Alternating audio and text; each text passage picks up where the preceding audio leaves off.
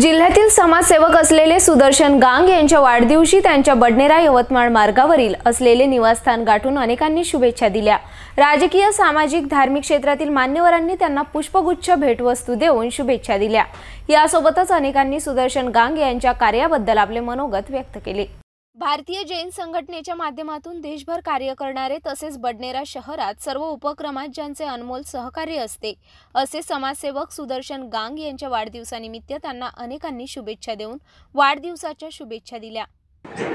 गांग sir परिवारी आनंद जाहला ग, सुदर्शन सरांना सर्व मिळून विश करू ग।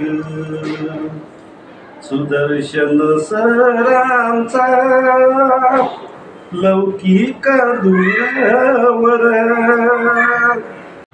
या देशामध्ये सुदर्शन भाऊ मानतात, सगळ्यांनी मानलंच पाहिजे असं तुम्ही। बाबासाहेबांबद्दल वादच नाही। छत्रपती शिवाजी महाराज, बाबासाहेब आंबेडकर यांच्याशिवाय महाराष्ट्रच नाही। म्हणजे महाराष्ट्र म्हणजे बाबासाहेब आंबेडकर, महाराष्ट्र म्हणजे छत्रपती शिवाजी महाराज।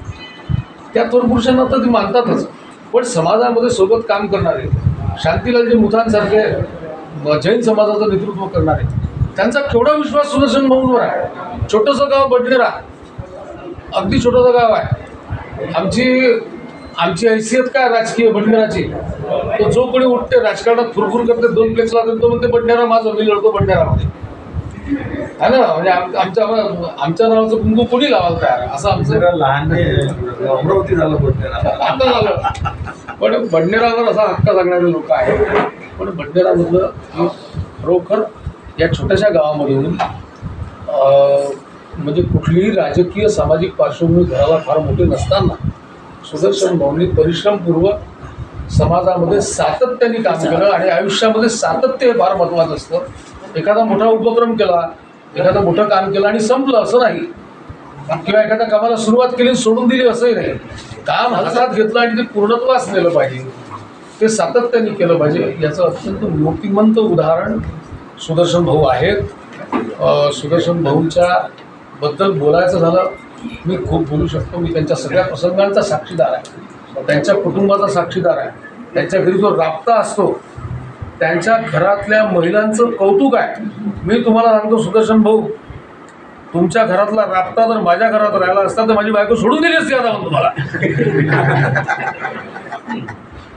अरे कमाल आहे त्यांची, केवढं समर्पण आहे मला तुम्ही सांगा बरं, केवढं समर्पण आहे। तुम्ही रात्री 12 वाजता सुदर्शन भाऊच्या घरी जा, कुरकुर न करता घरातली स्त्री तुमच्या हातामध्ये काहीतरी दिल्याशिवाय तुम्हाला जाऊच देत नाही। काय घराचा संस्कार आहे सांगा बरं मला तुम्ही।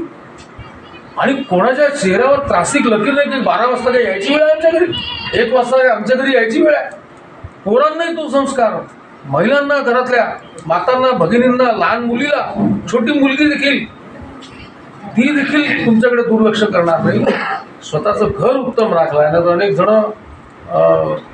घार उंच आकाशी उडते, पिलांकडे तिचं लक्ष नसते बरेचदा, आपण पाहिले अशी उदाहरणं। पण यांचं पिलांकडे तेवढंच लक्ष आहे। घरही त्यांनी मजबूत केलेलं आहे। भावाभावांमधलं प्रेम, मोठे भाऊ इथे बसलेले आहेत, त्यांचे कुटुंबातल्या सगळ्या लोकांचं मी यांचं जे बॉन्डिंग आहे, आता राजू तुम्ही सांगितलं की पार्टनरशिपचं इतकं आदर्श उदाहरण दुसरं देऊ शकत नाही। गांग यांचे यवतमाळ बडनेरा मार्गावरील निवासस्थानी विविध क्षेत्रातील मान्यवरांनी उपस्थिती दर्शवून पुष्पगुच्छ भेटवस्तू देऊन शुभेच्छांचा वर्षाव केला। या दरम्यान साहित्यिक क्षेत्र, सामाजिक क्षेत्र, राजकीय, धार्मिक अशा विविध क्षेत्रातील मान्यवरांनी शब्दसुमनाने त्यांना वाढदिवसाच्या शुभेच्छा दिल्या। तर त्यांच्याबद्दल बोलायचं म्हणजे भाऊंचं अभिनंदन बँकेबद्दलचं सांगतो। माझी जागा अगदी हार्ट ऑफ दी बडनेरामध्ये होती, पण ती डेव्हलप व्हायची होती। तर त्यांनीच मला माझं कॉम्प्लेक्स करण्याच्यासाठी अभिनंदन बँकेसाठी प्रवृत्त करून आणि कवरीलालजी ओस्तवाल, मोहनसर ओस्तवाल या सगळ्यांनी ते माझं एक कॉम्प्लेक्स उभारलं। तर काय, माझ्याजवळ त्यावेळी काही अर्थशास्त्र नव्हतं, पण बँकेचं लोन माझ्या दोन्ही मुलांच्या, एक इंजिनियर आणि डॉक्टर मुलांच्या नावाने घेऊन त्यांनी माझं एक कॉम्प्लेक्स उभारण्यामध्ये त्यांचं मोठं योगदान है। हमारे और दुबे जी अकेला यहाँ पर मौजूद है, उनके नाम पर ही बिल्कुल पूरा हमारा शहर के बाहर भी जानते हैं। तो मैं उनपे अनुमोदन जन्मदिन पर बोल सकता हूँ। सुदर्शन के लिए 4 सुदर्शन भैया को जन्मदिन की हम सभी की ओर से ढेर सारी शुभकामनाएं। 4 पंक्तियां अर्पित करता हूँ। समाज को कुछ कृष्ण और कुछ पाठ चाहिए।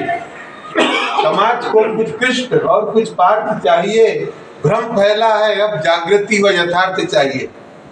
कुछ ना कुछ तो स्वार्थ जुड़ा ही है हम सबसे, पर जीवन में कुछ ना कुछ परमार्थ चाहिए। ऐसा परमार्थ